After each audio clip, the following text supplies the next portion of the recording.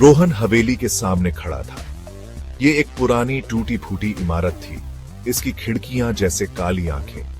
उसने किरकिराते गेट को धक्का दिया। आवाज खामोशी में गूंज उठी। रोहन ने झिझकते हुए उगे हुए रास्ते पर कदम रखा। हवा में सड़न की गंध थी। कांपते हुए उसने अपनी जैकेट को और कस लिया। वो सामने वाले दरवाजे पर पहुंचा, जहां से पेंट उखड़ रहा था, नीचे की सड़ी हुई लकड़ी दिखा रहा था। गहरी सांस लेते हुए उसने दरवाजा धकेला। ये ऐसे किरकिराया जैसे उसे अंदर बुला रहा हो। रोहन अंदर गया। हवा ठंडी और नम थी।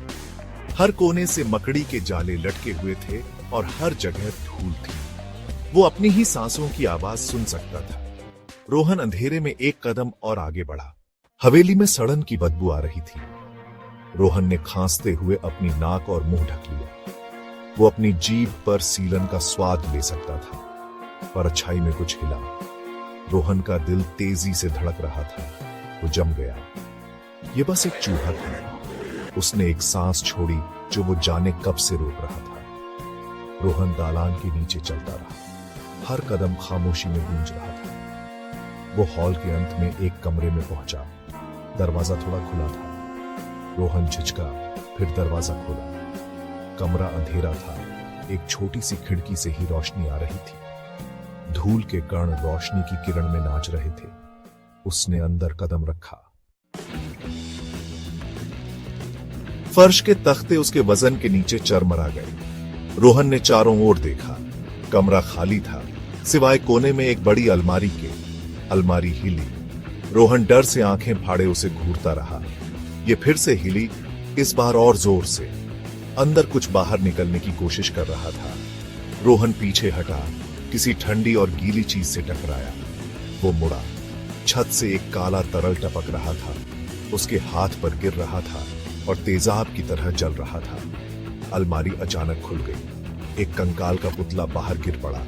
उसकी हड्डियों वाली उंगलियां रोहन की ओर बढ़ रही थी। वो चीख पड़ा और पीछे हट गया। कंकाल फर्श पर पड़ा रहा। उसकी खाली आंखें उसे घूरती हुई लग रही थीं। रोहन सांस नहीं ले पा रहा था। वो सोच नहीं पा रहा था। वो बस कंकाल को घूर सकता था। उसकी आंख के कोने में एक परछाई हिली। वो धीरे से मुड़ा। उसका दिल तेजी से धड़क रहा था। परछाई फिर हिली, करीब आ रही थी। रोहन अब उसे देख सकता था। एक लंबा काला साया, बेडौल और अस्पष्ट, लेकिन वो वहां था। साया उसकी ओर बढ़ा। उसकी आंखें अंधेरे में लाल चमक रही थी। रोहन पीछे हटा, जब तक उसे अपनी पीठ पर ठंडी पत्थर की दीवार महसूस नहीं हुई। वो फंस गया था। साये ने उसकी ओर हाथ बढ़ाया। उसके स्पर्श ने रोहन के शरीर में दहशत का झटका भेज दिया। उसने अपनी आंखें बंद कर ली। वो देख नहीं सकता था। वो सांस नहीं ले सकता था। फिर उसने एक आवाज सुनी, एक गहरी कर्कश आवाज, जो हर जगह से और कहीं से भी नहीं आ रही थी।